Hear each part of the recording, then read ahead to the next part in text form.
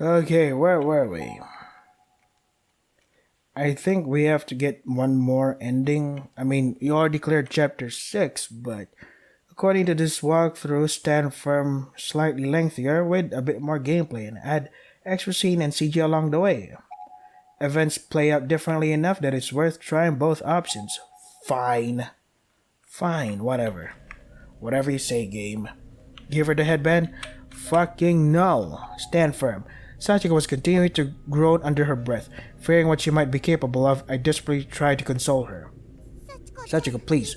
I want you to listen. This is something my mom just brought for me, and it's a very important reminder of her. That's why I can't give it to you. Your mom? Yeah, my mom. Somehow or another that seemed to quell her anger. Her facial expression snapped back into that of the gentle, kind girl I'd been talking to all this time. That's right, I'm really sorry, but I have to turn you down on this one. That's from your mom? She was oddly receptive to this explanation and even seemed fascinated by it. Maybe I caused her to remember something about her own mother. She was a little girl after all, so her mom was probably really dear to her in life. Mom. She looked like she was on the verge of tears again. I was beginning to feel bad that I even broached the subject. I'm sorry. No, it's okay. She still seemed a bit sad, but she nodded. Maybe she understood that I wouldn't give her my headband, and maybe she was okay with it. Cool. Now what? Enter the body pool? Wait, let me just save though.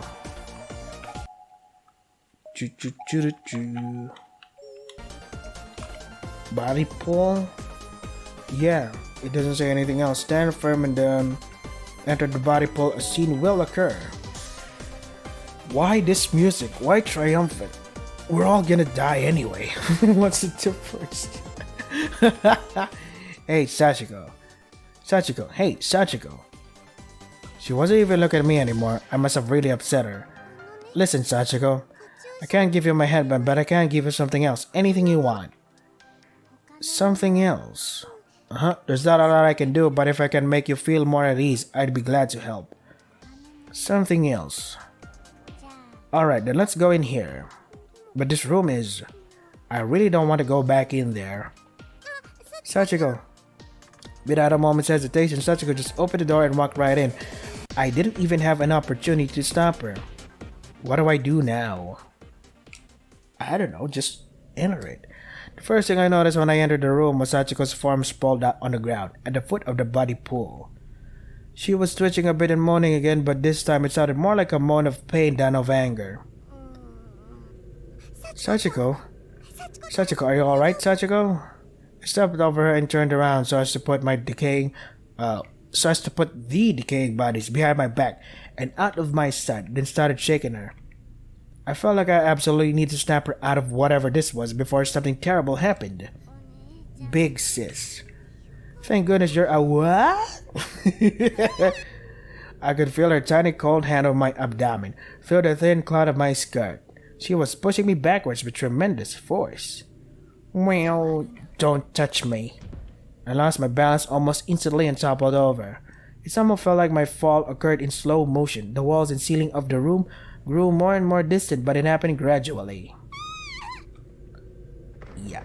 Then I felt the murky liquid on my back and I heard the splash. I was in the pool of bodies. I'm back. Oh, cool.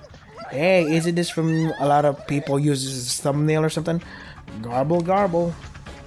Because I'd fallen backwards, it took me far too long to regain my bearings. I was submerged in that horrible tainted water close to drowning.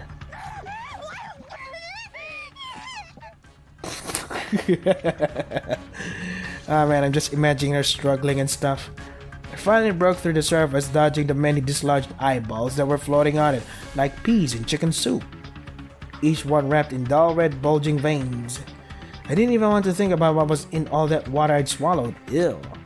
Unfortunately, much of it was in tiny bits and pieces of other human beings. The taste was overpowering. Ew. I was gagging and belching so hard it felt like I was going to regurgitate all my internal organs. I tried to scream but could barely get any sound past the foul, lumpy stew in my mouth. Giggle. Big sis, you are disgusting. Yeah, that's rich coming from you. So gross, so chunky. I was losing consciousness fast, and I remember silently praying, silently hoping that this was all just a dream. As the world faded around me, I just kept focusing on that one last wish. Please let me wake up in my bed. Big sis, here. Sachiko. What? I had no other choice. I grabbed Sachiko's outstretched arm and marveled again at her strength as she effortlessly pulled me out of the water. Why would you do that? Okay. What was that all about? My entire body from head to toe was covered in sticky goopy chunks of unidentifiable human flesh from countless different people. Big sis, you've got something on your head. Something? Slowly, hesitantly, I raised my hand to my head to feel around and determine what this something might be. I wasn't looking forward to the answer. What I felt was a huge clump of matter stuck to my hair. Just touching it lightly caused some of it to stick to my hand as well. It was a massive ball of fingers and toes. Okay, how did they stick together? Yeah. Massive ball. It was really balanced on her head while she got out of there. That is funny. Disgusting. Big sis, there's still lots more on ya. The severed digits were also sticky and slimy that they got completely wrapped in my hair. Like rollers, they weren't coming out easily. Whimper. Giggle cackle. Calm down, big sis. Big sis. Am I dead now? I must have passed out when I came to. I was lying on the ground with Sachiko looking over me. Big sis, I'm sorry. She was on the verge of tears. But wasn't that her voice I heard giggling at me? If not, then whose was it? Was I just hearing things? You are in total denial, dude. That had to be it. The sweet little girl couldn't possibly have been that twisted. No, it's okay. I didn't care for how filthy I was as long as Sachiko was alright. That was all that mattered. Yeah, she was my little sister now after all. I had to take care of her. I had to look after her. Wait, what? Wrong ends chapter 7. Once we appears outside the second, third floor stairway, 70 to choose look closer. If we have the amethyst, choose try to sneak past instead. Huh. That's weird, but okay. I'm just reading the walkthrough for chapter 7 because because we're technically done in chapter 6. Just want to be advanced and stuff. Okay, yeah.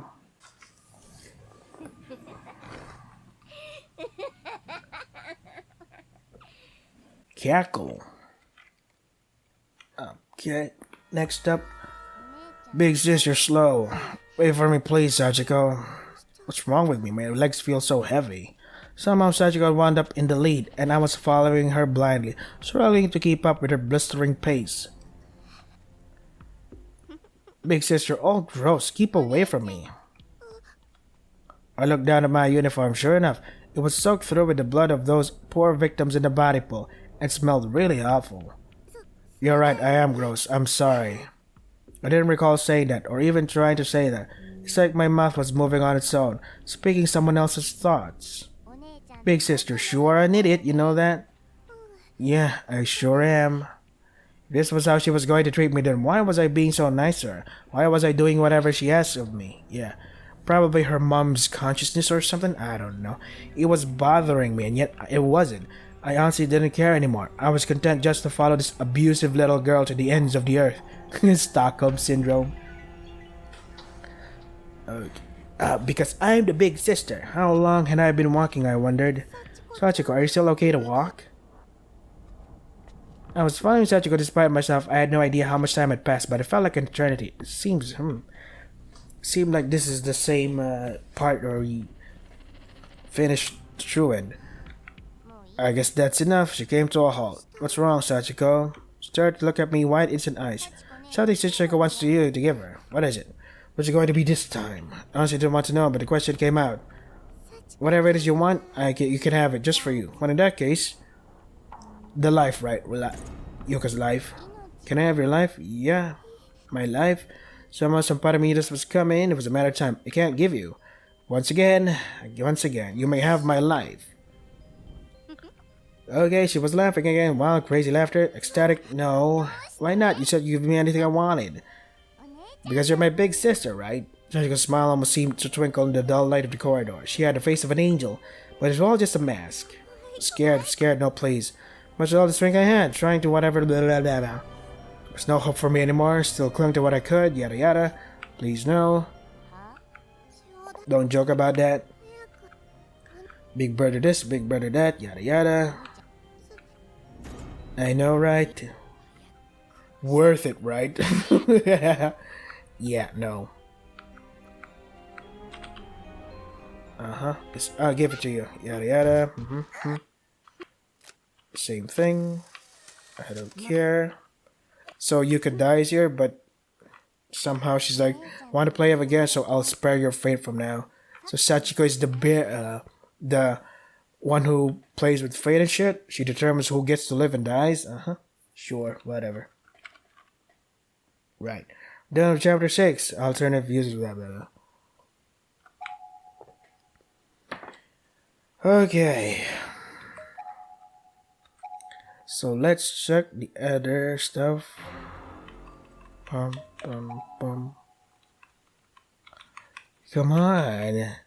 Why is Ayumi barely here? This is fucking bullshit.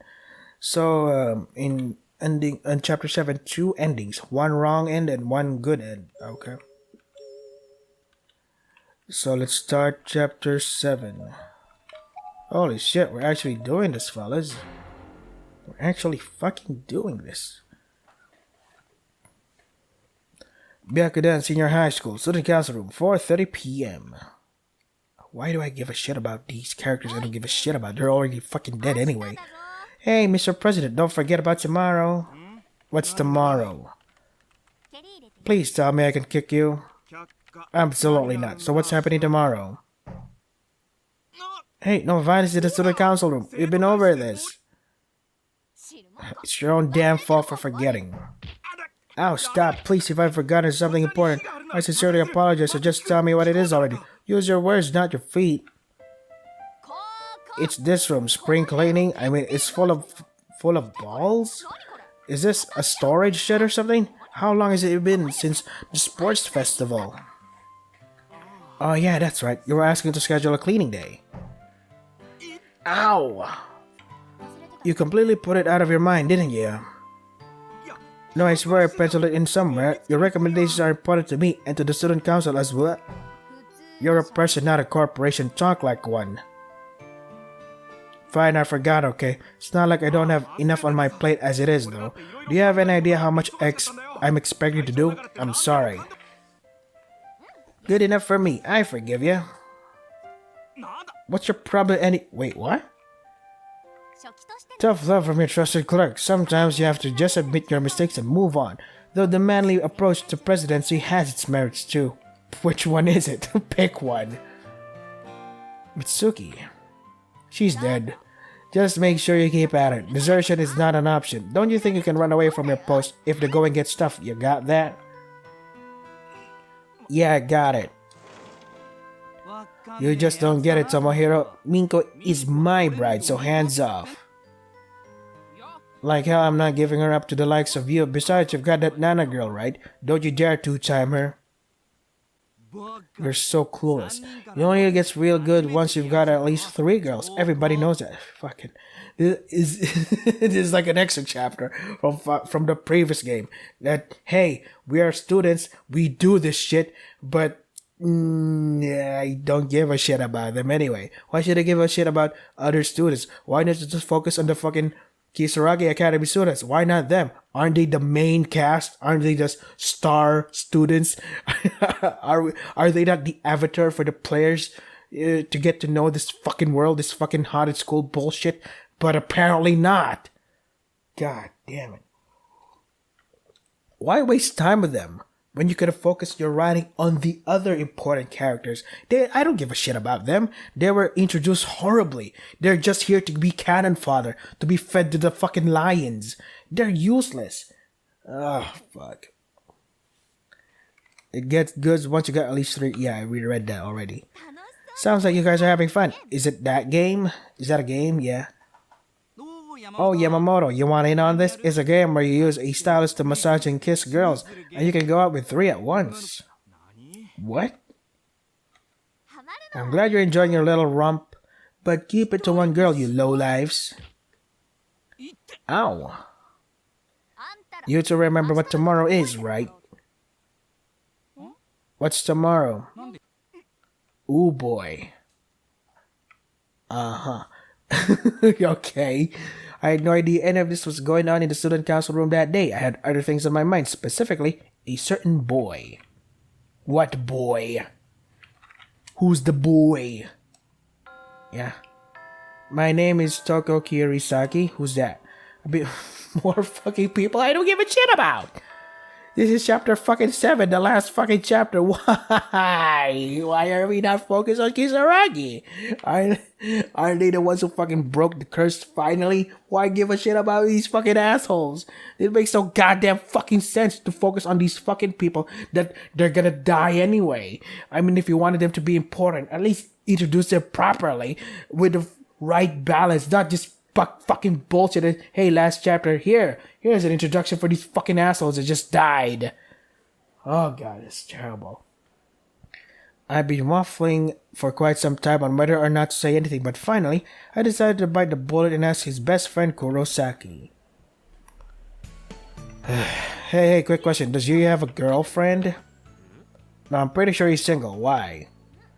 I guess I kinda might have my sights set on him, I guess.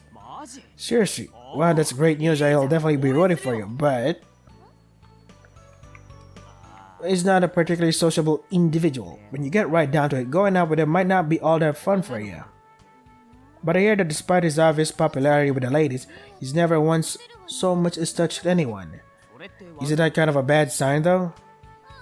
No, quite the contrary. It gives him a nice, clean image. Oh ho. This was Gensuke Kurosaki, who had known Yuya Kizami, aka the boy I like, pretty much all his life. I figured I'd come to him for all the information I needed in my conquest, since it was pretty much guaranteed to know Yuya's dating history. And so far things seem to be going really well. I mean, not only did I confirm Yuya wasn't seeing anyone, but I got his best friend's blessing too. And confirmed that he really wasn't the showy, obnoxious cool guy type.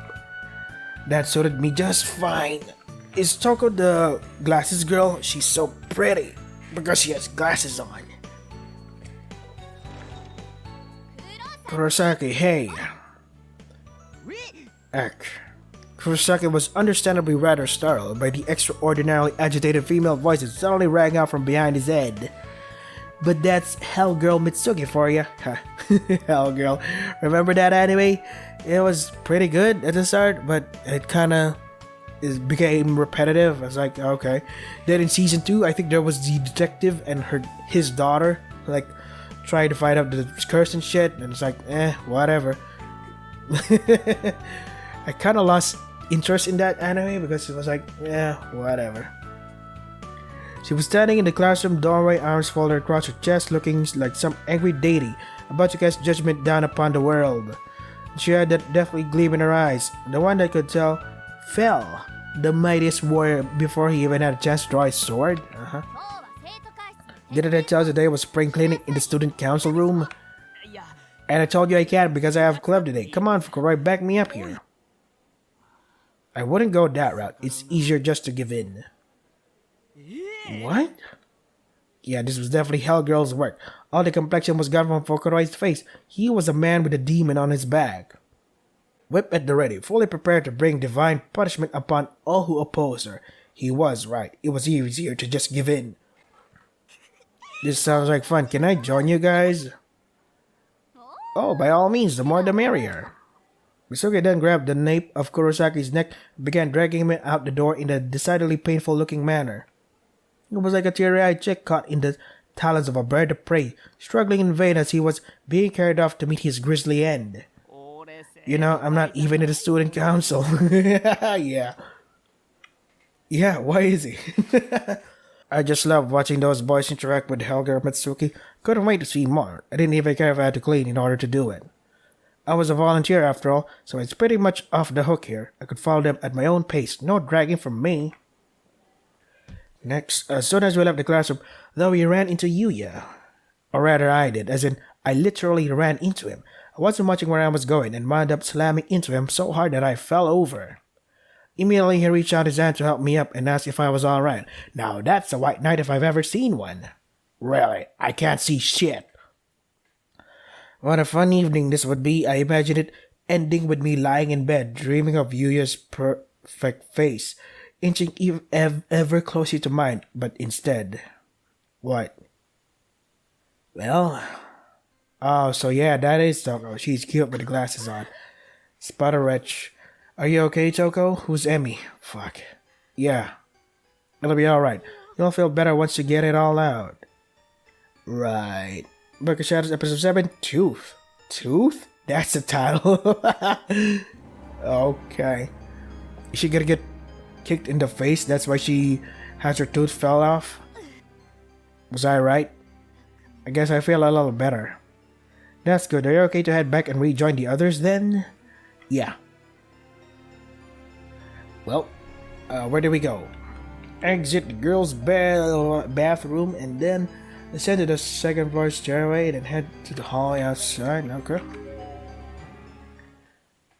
Oh, there's people. It hurts. It hurts. Yosuke, God no, I'll bet it hurts real bad. Have you tried it?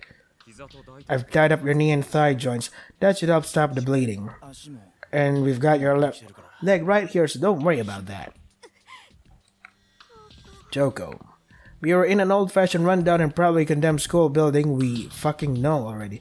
None of us knew how we got here, nor even where here was. I just emerged from the girls' room with Emmy after losing my lunch, where Yuya, Okawa, Karayama, and Shimada were waiting. The whole hallway was an absolute bloodbath after what had happened. Poor Karayama walked into some kind of booby trap, and half of his right leg was lopped off. Oof. From the knee down, it looked excruciating. How is somebody supposed to handle a situation like this? Why did this have to happen at all? It hurts. The fuck is wrong with this school? Why would there be traps set up in here? Where the hell are we? It feels like somebody's screwing with us. Keep quiet. Yosuke has been very badly injured. Stop shouting. It hurts my ears. The hell's your problem, you steppin'? Stop it, please.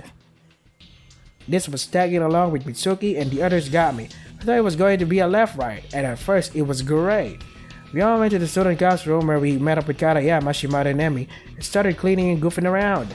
Then when we were done, Emmy suggested we all try out this new charm she discovered on the internet. She's nuts for that kind of stuff.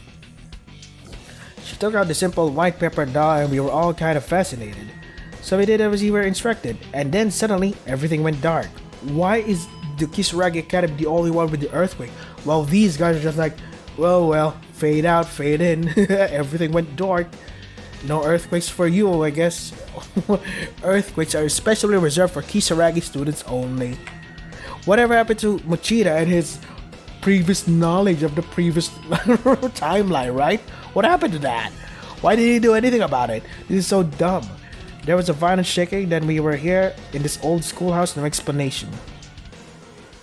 We just need to get out of here. We need to work together and get out of this horrible place. Let's try to find an exit. What about Karayama? I'll carry him.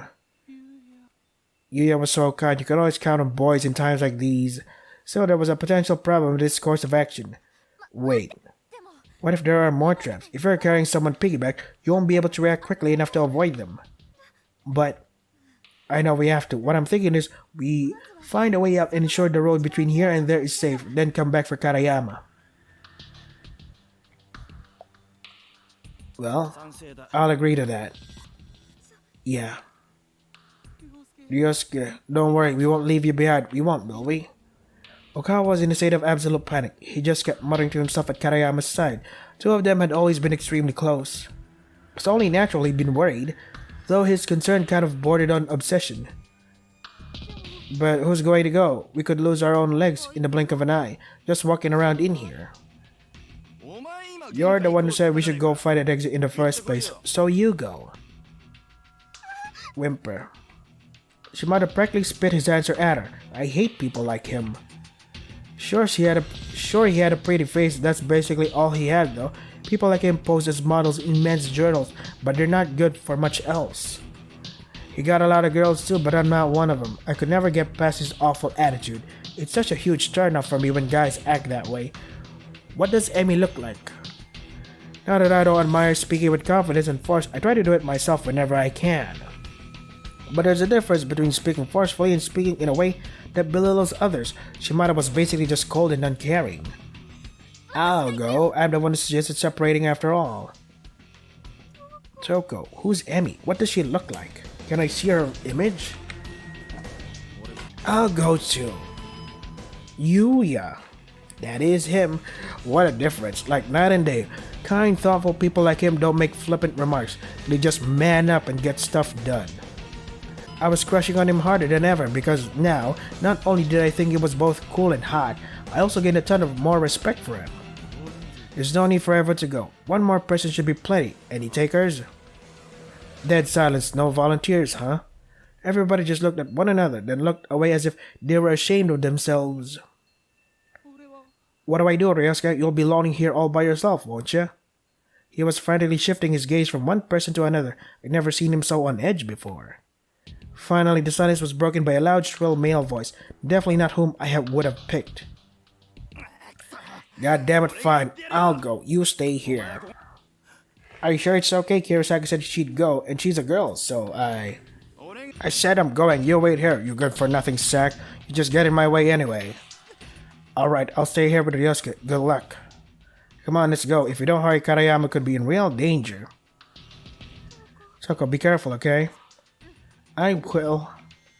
Who's Emmy? What does she look like? Was I scared? You bet I was scared. But in a situation like this, everybody has to work together. And as long as I had any willpower left in me, I wasn't about to give up. Plus, it didn't hurt that Yuya was with me, so I knew everything was going to turn out just fine. Who's Emmy? Who is Emmy? I have no idea what she looks like. Let's see. Save here, we're done with slot 1 already. Yeah. Descend to the second floor stairway, and then head to the hallway outside the nurse's office, and an adventure to occur. Right. An adventure to occur. Nurse's office outside of it.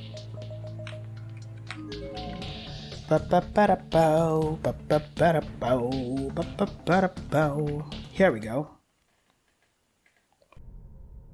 The word infirmary was written on the plate above the door. Somehow the room just felt like it would be deserted. It was oddly confident. I was oddly confident about that. Not sure why I felt that way, to be honest, but for good measure, I shouted, "Is anybody in there?" We still hadn't found Mitsuki after all. I didn't hear her call back though, so really, we had no business in this room whatsoever. Wait, was that a key sticking out of the lock? Who would have locked the door but left the key? What would be the point? What's up with that? The key is just sitting there. Wait, what are you doing? Hey, there could be a boogeyman in there for something. And then what will we do? I figured better to lock him up and keep him out of our hair. And what exactly do you plan to do with that key? I'm gonna hang on to it, of course. Stop tossing it around, that's dangerous. Don't you worry, I always catch whatever I throw. Hell, I can go even higher. Honestly, pain in the ass. Shimada was such a pain in the ass, I really couldn't stand the guy. Next up, descend to southeast. Oh. Yeah. God, you're persistent. Look, you're very good at throwing and catching, okay? So just stop already. The ceiling in this place sure is hard. Let's see if I can touch it. Alley-oops. The hell did it go? Whatever, I don't give a shit. And now the infirmary was cut off from us if we needed it. Brilliant. Next up. The game's playing by itself. I ain't doing nothing. It's an exit, an honest to goodness exit. We can finally get out of here. I rushed over to the door, hopefully not afraid, knowing it might not open, but praying this horrid place would show us at least a little mercy. Gingerly, I raised my hand and pushed on it, and it swung open without even the slightest hesitation. It seems almost too easy. It was unnaturally dark outside though. Wait, they can open the fucking... Okay. Though, and the rain was coming down so hard and peeking my head out. Just a moment left, my uniform completely soaked. Shimada pushed past me, throwing the door open even wider with his usual lack of regard for anyone and anything around him. Oh my god, is it raining outside? My clothes went from soaked to drenched in a matter of seconds. If I were to actually walk out of it, I felt like I drowned. Shit, it's raining hard outside. I was supposed to jog today. God damn it. What is this place? It's way too dark out here. We in a forest, maybe? It's really coming down. If we went out there in a rainstorm like this, we'd get soaked to the bone. I wouldn't mind seeing that look on ya. Anyway, we can get outside safely now. Let's go back and get Karayama. Drool. Come on, yeah? Despite our having found our way out, Yuya's demeanor hadn't changed a bit. He was standing back by the hall where he could watch over us while also keeping an eye out for anyone else who might happen by. The model of maturity. Shimada, on the other hand... Other hand what? You guys go back if you want, but I'm leaving. Alright, good luck. What? I'm not about to stick around in this fucked up place any longer than I have to. Screw the others. I'm out of here. You can't be serious. Hell yeah, I'm serious. Those assholes are the ones who chose to stay behind. They're just gonna die one by one, and I say let them. Didn't think you were quite that callous, but far be it from me to stop you. Say, Kirisaki, you want to come with me? The tone in his voice said it all. He'd hit the ultimate low. After abandoning his friends to save his own hide, he was now basically propositioning me. I really don't want to see you die. You've been real precious to me for quite some time, you know. With an obviously rehearsed and truly sickening pickup line. He really was a slime ball to end all slime balls. Unbelievable. What the hell is wrong with you? Get your eyes off of me, you jackass. Couldn't believe he had the nerve to pull something like this. Felt like that may have been the first time I'd ever truly yelled at someone. I was absolutely livid. And he wasn't even done. No, he still had plenty of salt left to throw in the wound. Oh, shut the hell up, you ugly bitch. Don't go getting the wrong idea. I was just trying to be nice and give you a ticket out of this hellhole. But if you don't want it, that's your loss. You need to die already. This guy's a lost cause. Yuya, let's just go. My head was swimming. I was scared. I was angry. And I was sad. Every negative emotion brought to the forefront, and every positive emotion pushed away. I didn't look back. I just turned away from Shimada, walked over to Yuya's side, and continued past him into the hallway. Yuya had been watching all of this unfold from the other side of the room, and for a moment, he just stood there, staring blankly at Shimada. The hell are you looking at? Get out of my sight, you spacey bastard. Shimada then drew a large knife from his breast pocket. Its tip struggled to glisten up in the dull light of the room, but it did ultimately succeed. I began waving it around like a dumbass, probably thinking it made him look more menacing. Check it out, just bought this baby yesterday. Not bad, eh? Bet if I could put it to good use in a lot of ways. You're an amusing fellow. Okay. Now what? Does that asshole really have 10 girlfriends? How is that even possible? And yet I'm precious to him? Somehow? What a crock. How low of an opinion must he have of women in general to pull crap like that? There's just no excuse. I was indignant. I was fuming. I just kept cursing and mumbling as fast as I walked back to the 3rd floor to meet up with the others. And all the while Yuya was keeping pace with me, saying nothing at all. Always the model of maturity, always even-tempered. He really wasn't like a rock. Or maybe. Maybe he found my mutterings annoying and was just keeping quiet so I do the same. I didn't like the possibility one bit, so I mentally slapped myself on the cheek, forced positivity in my voice, and tried to engage him in cheery banter. Where do we go from here now? I'm back. Oh boy. You're a far better man than he is, Yuya. You've never said or done anything to hurt a lady, right? I mean, I know you've got a lot of women falling for you, but I never once heard a single bad rumor about you from any of them. It's kind of amazing. I looked him square in the eyes, as if asking him, isn't that right? And for a moment, his eyes did meet mine, but then they went right back to the hall. Was he not used to receiving compliments from women? That seemed hard to believe. I'm not sure what you mean. What a cute, innocent response. I don't sure what she means anyway. What is she talking about? Oh boy. I must have come across a bipolar term or something. 1 second I tried to lighten the mood with small talk or compliments, and then I started to feel scared of the school again, or angry at Shimada, or sad for Karayama. My mind just couldn't make up its mind what to feel. Emmy, isn't anyone there? Who's Emmy? What does she look like? Mitsuki, that was Mitsuki, wasn't it? It was coming from downstairs. Mitsuki's voice echoed up from below, but our friends were waiting for us above. For a moment, I wasn't sure which direction to go, but only for a moment. The fact is, our friends were very, very close, so close that it would be foolish not to tell them what was going on before chasing after Mitsuki. Come on, we need to check with Emmy and the others, then follow that voice downstairs. Yuya just nodded and began running up the stairs, and I was right behind him. Yeah, next. Sorry it took so long, we found an exit, come on, we have to get moving. I was out of breath, staring at the ground and talking to what I assumed would be 3 very attentive friends. But then I looked up. They were all there, but there was no immediacy, no urgency on anyone's face. Emi and Okawa weren't even looking at me, nor at Yuya, but at Karayama. Is he dead? They were fixated on his face, and each bore a sad, hopeless, empty expression. They certainly weren't about to get moving. There was a general heaviness in the air. Something was very wrong. He's dead. Gently reached out my hand and touched Emi's shoulder. So that's Toko. Who's Emi? What's going on? Toko, Karayama's getting weaker. He's not going to make it. Ryosuke, why won't you talk to me? Say something, please, Ryosuke. Emi's eyes were filled with tears.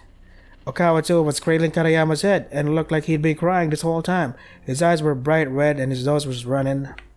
His nose detached and was running around the hall because like a lost little child. You still saying nothing, just walked over to Karayama's side, bent down and began examining his wound. We need to hurry. The 4 of us suddenly but unanimously agreed that our best course of action was to pick up Karayama and bring him out through the exit we discovered. We had to be very, very quick about it, or he really would die. Could almost tell just by looking at him that this time was almost up. Kizami, can you carry him? Yeah, I could use your help getting him up of my back though. Yosuke, hang in there, we'll save you. All this was going on, I had that nagging feeling I was forgetting something.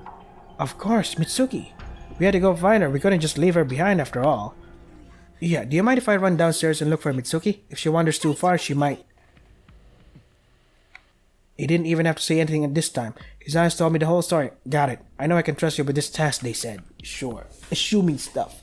And that was enough for me. I shot off down the hall like a bullet. I was determined to find Mitsuki and rejoin everyone en route. I hurried down to the 2nd floor, but Mitsuki's voice was coming from even farther down. I'd have to keep going to the 1st floor, ahead of the others. You're gonna cut yourself. That's not good. Where do we go from here? Yeah. 6th floor, 1st floor. Should we descend?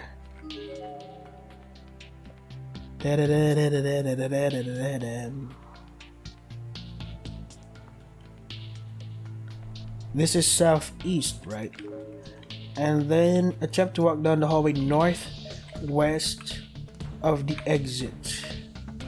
Northwest of the exit and north of exit. Here? Are you talking about this part? This is west, right? Awesome. So yeah, I think I should end it here.